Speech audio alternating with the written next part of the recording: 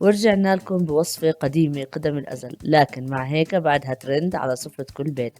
كملوا معانا الفيديو للآخر.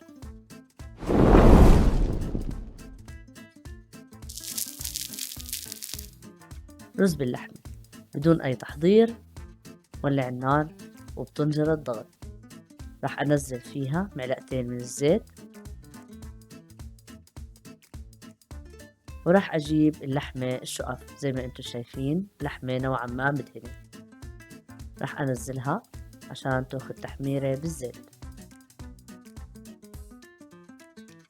بدير عليها مي، وبدير هنا مي دافية لغمرتها.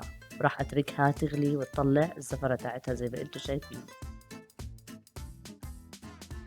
أنا هون بغسل اللحمة وبعدين برجع أحط لها مي جديدة. هاي اللحمة بعد ما انغسلت وحطينا عليها مي جديدة فاترة، راح أنزل المطيبات، بصلتين صغار، وراح أنزل هلا البهارات: ورق غار، فلفل أسود، هيل، كزبرة، بهارات مشكلة، قرفة وقرنفل. تحريكة خفيفة. مجرد ما غلت راح أغطيها وراح أتركها لمدة ساعة جوا طنجرة الضغط. سكرها كويس قد ما أقدر.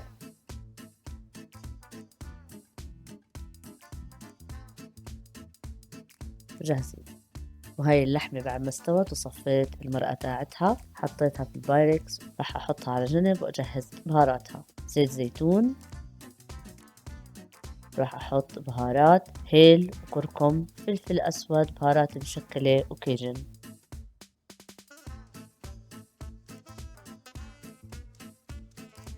تحريكة خفيفة لحد ما يتجانس البهارات وزيت الزيتون.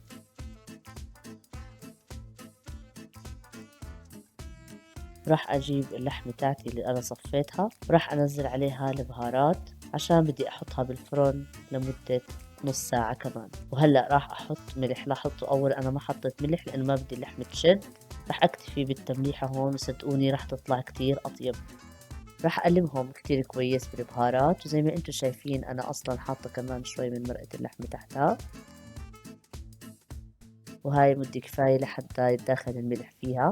وهلأ راح أحطها نص ساعة جوا الفرن. راح أجهز لرز اللحمة. راح أنزل في طنجرة 3 معالق من الزيت، وراح أنزل عليهم البهارات يتحمصوا. راح أحط لومي، كمون، بهارات مشكلة، ورق غار وقرفة، فلفل أسود وكزبرة، قرنفل وهيل. راح أقلبهم كويس لحد ما يتحمروا. راح أنزل عليهم اللحمة المفرومة اللي أنا اخترتها نوعا ما بدهن شوي. راح أقلبهم كتير كويس لحد ما يتحمروا زي ما انتم شايفين هيك. راح أنزل عليه الرز اللي أنا كنت غاسلته ونقعته قبل بوقت. نزلوه كله ما تخلوا ولا حبة.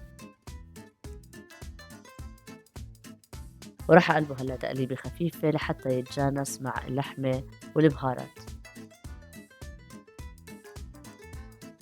وهلا راح أنزل عليه مرقة اللحمة اللي أنا صفيتها. راح أحط كفاية لغمرة الرز.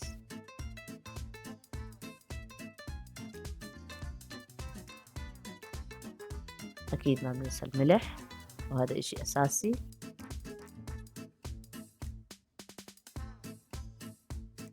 وراح أقلبه شوي وبعديها أتركه لحد ما يستوي. وهاي هيك الأكلة عندي صارت جاهزة. طبعا ما تتخيل الرز كل حبة بحبتها. وراح أنزل عليها اللحمة اللي أنا رجعت حطيتها بالفرن نص ساعة وأخذت من البهارات كتير كويس.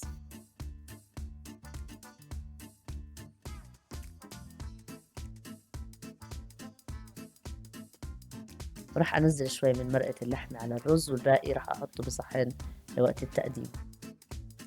مكسرات بدكم تسخوا فيهم، أنا هون استخدمت الزبيب والكاجو، وعادي إذا تنطور معكم وأنتم بتزينوا ما في مشكلة.